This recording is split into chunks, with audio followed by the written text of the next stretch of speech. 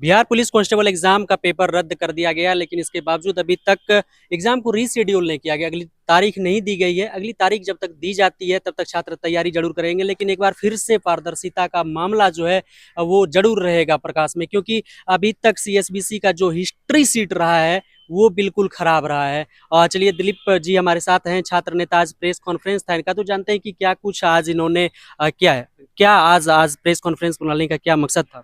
देखिए, press conference बुलाने का यह मकसद था कि हम सरकार से ये मांग कर रहे हैं कि सबसे पहले तो सीएसबीसी चेयरमैन को हटाया जाए, क्योंकि उन्होंने अपने पद का जो गरिमा होता है उसका ख्याल नहीं रखा, अपने दायित्व का निर्वहन सही से नहीं किया। एग्जाम तो रद्द किए ना।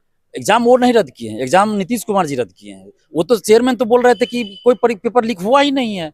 ये तो अभ्यर्थी इतना पढ़ लिए थे, इतना तेज हो गए थे कि वो अंदाजा लगा लिए कि क्या क्वेश्चन हो सकता है, तो ये बोल रहे थे। तो इसलिए उनको सबसे पहले पद से हटाया जाए, और सीएसबीसी की कोई भूमिका है या नहीं पेपर लीक में, इसकी भी जांच हो। और आर्थिक अपराध इकाई को हम धन्यवाद देते हैं कि अभ्यर्थियों द्वारा, और हमने भी जब भी होता है, जो भी सूचना देते हैं वो त्वरित कार्रवाई की जाती है आर्थिक अपराध इकाई द्वारा, संज्ञान लिया जाता है। इसके लिए हम धन्यवाद देते हैं आर्थिक अपराध इकाई को, और खासकर नैयर हसनैन खान सर और सुशील कुमार सर जो हैं उनको विशेष रूप से हम धन्यवाद देते हैं, क्योंकि ये लोग पूरा संवेदनशीलता दिखाते हैं और त्वरित कार्रवाई करते हैं, संज्ञान लेते हैं।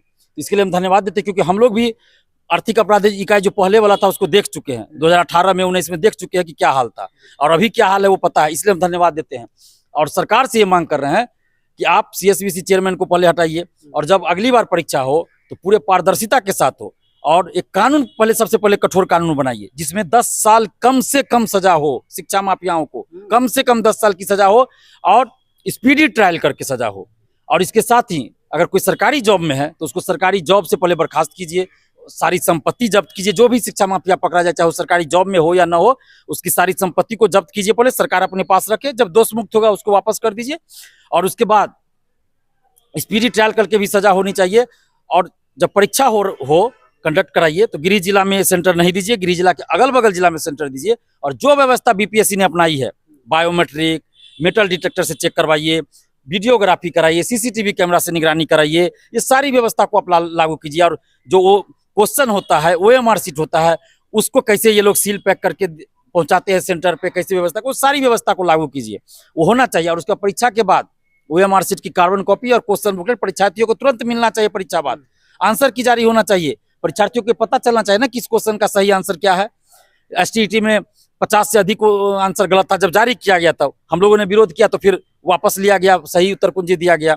अगर जहां जारी ही नहीं हो रहा है आंसर, अभ्यर्थियों को पता ही नहीं चला, तो क्या कर रहे हैं नहीं करे कुछ पता नहीं चला। इसलिए आंसर की जारी हो, जब रिजल्ट प्रकाशित हो तो कट ऑफ सभी का मार्क्स जारी हो, जब फिजिकल टेस्ट होता है तो उसमें भी फिजिकल का मार्क्स उसी समय उनके हाथ में थमा दिया जाए लिखित रूप में, ये होना चाहिए। और जब तक ऐसा नहीं होगा, दिलीप कुमार इस परीक्षा को परीक्षा नहीं मानेगा।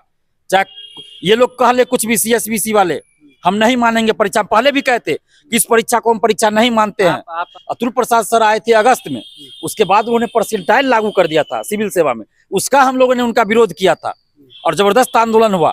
उसके बाद उनको भी लगा कि भाई अभ्यर्थियों की क्या मांग है, उन्होंने विचार किया। अब जो भी मांग हम लोग रखते हैं, संवेदनशीलता दिखाते हैं, विचार करते हैं उन पर, और बहुत सारी बातों को उन्होंने लागू किया, मांगा है हमारी मांगों की तरह। अब जिस प्रकार से बीपीएससी अपने रवैये को लेकर काफी आक्रामक हो गई है, कहीं से भी कोई भी बातें सामने नहीं आती, एकदम नीट एंड क्लीन वो एग्जाम ले रही है सारा का सारा, एकदम सीएसबीसी में भी वही होना चाहिए। बिल्कुल होना चाहिए। इसलिए मैंने कहा कि बीपीएससी में जो व्यवस्था लागू है वैसी व्यवस्था लागू कीजिए। और इसके लिए सबसे पहले जरूरी है कि एक ईमानदार, अच्छी छवि वाले चेयरमैन होना चाहिए, जिससे पहले बीपीएससी में है वैसे होना चाहिए सीएसबीसी। चेयरमैन के इस्तीफे की मांग, बिल्कुल चेयरमैन को हटाया जाना चाहिए। जब इन्होंने अपने कर्तव्य का निर्वहन ही नहीं किया, एक तो पेपर लीक हुआ, आंसर वायरल, उसके बाद भी ये मतलब इस तरह से बोल रहे हैं कि भाई कोई पेपर लीक ही नहीं हुआ। 2017 में भी बोल रहे थे बीएसएससी के चेयरमैन, उस समय के सचिव, ये कोई पेपर लीक नहीं हुआ। सीएसबीसी के पहले भी बहुत किरकिरी हो चुकी है देश में, तो कहीं ना कहीं लग रहा है आपको कि इस मामले को दबाने की कोशिश की गई, लीपापोती करने की पूरी कोशिश चेयरमैन के द्वारा किया गया। उनको लगा कि हम डीजीपी रह चुके हैं बिहार के, तो हम जो है से बोल के, मीडिया में बोल के और दबाव बना देंगे आर्थिक अपराध इकाई पे और अन्य तंत्र पे, ताकि जांच ना हो, लिपापोती हो जाए। लेकिन हम धन्यवाद देते हैं आर्थिक अपराध इकाई को, जो निष्पक्ष रूप से अभी जांच कर रही है, और उम्मीद करते हैं कि जितने भी शिक्षा माफिया इसमें संलिप्त होंगे सभी लोग पकड़े जाएंगे। क्योंकि अभी का जो आर्थिक अपराध इकाई है, और खासकर जो नैयर हसनैन खान सर है और सुशील कुमार सर हैं, बहुत अच्छे से काम कर रहे हैं, और भी जो इनके साथ है बहुत अच्छे से काम हो रहा है, त्वरित कार्रवाई हो रहा है। हमारे पास बहुत अभ्यर्थी फोन करके बोल रहे थे कि भैया हमारे पास क्वेश्चन आया हुआ, हम क्या करें आपको भेजते, हम कहे कि हमको क्यों भेजिएगा, डायरेक्ट आप आर्थिक अपराध इकाई को भेजिए। ये बात हम 2 साल पहले नहीं बोल सकते थे, क्यों? क्योंकि आर्थिक अपराध इकाई पे हमको तनिक भरोसा नहीं था, उल्टे फंसा दिया जाता। लेकिन अब चूंकि हम खुद पहली बार आर्थिक अपराध इकाई के द्वारा हमें ही अरेस्ट किया गया, उठा के ले गया गया, हिरासत में लिया गया, पूछताछ किया गया, तो उन लोगों का जो रवैया था हम देख के खुश हो गए कि चलो हमको लाए उठा के, उसके लिए कोई दिक्कत नहीं, पूछताछ किए, लेकिन ईमानदारी से जांच वो लोग किए। इसलिए उसके बाद बीएसएससी पेपर लीक हुआ, उसमें हमने सूचना दिया, उस पर त्वरित कार्रवाई उन्होंने किया, मतलब हमने उनको सूचना दिया और तुरंत उस पर कार्रवाई शुरू हो गई। इसलिए हमको भरोसा है अभी के आर्थिक अपराध इकाई पे, इसलिए हमने अभ्यर्थियों को नंबर दे दिया। जो लोग हमको फोन किया अलग अलग जिला से, बहुत अभ्यर्थी फोन किए थे। फर्स्ट शिफ्ट वाले भी जब एग्जाम खत्म हुआ तुरंत फोन करने लगे, सेकंड शिफ्ट वाले भी फोन करने लगे। हमने नंबर दे दिया कि आप हमको भेज के क्या कीजिएगा, सीएसबीसी को भेज के कोई फायदा नहीं है, आर्थिक अपराध इकाई को भेजिए, वो जरूर कार्रवाई करेगी आर्थिक अपराध इकाई, क्योंकि अभी बहुत अच्छे से जांच हो रहा है।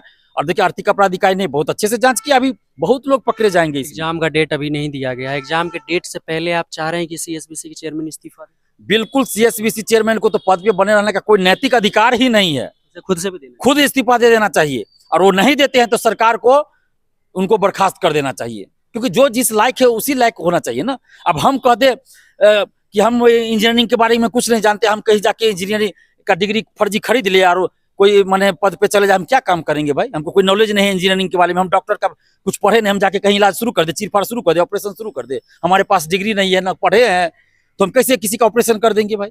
तो इसलिए जिसके पास जिस तरह का हो वैसे पद मिलना चाहिए। तो ये जो अभी चेयरमैन है वो भर्ती कराने के योग्य नहीं है, ये साबित हो चुका है, इनके समय में पेपर लीक हो गया, तो इसलिए इनको हटाया जाना चाहिए। बहुत धन्यवाद जी धन्यवाद। हमारे साथ छात्र नेता दिलीप जी थे, जिन्होंने बताया कि किस प्रकार से चेयरमैन साहब इसमें कहीं ना कहीं दोषी मान रहे हैं चेयरमैन साहब को, कि अगर वो सही रास्ते पर रहते, अगर उन्होंने कड़ाई से जांच की होती तो वो खुद एग्जाम को रद्द कर दिए होते। चेयरमैन की इस्तीफे की मांग कर रहे हैं सिपाही भर्ती एग्जाम को रिशेड्यूल होने से पहले। आप सुन रहे थे अभी दिलीप जी को। कैसी है आपकी प्रतिक्रिया दिलीप जी के समर्थन में? क्या आप भी हैं?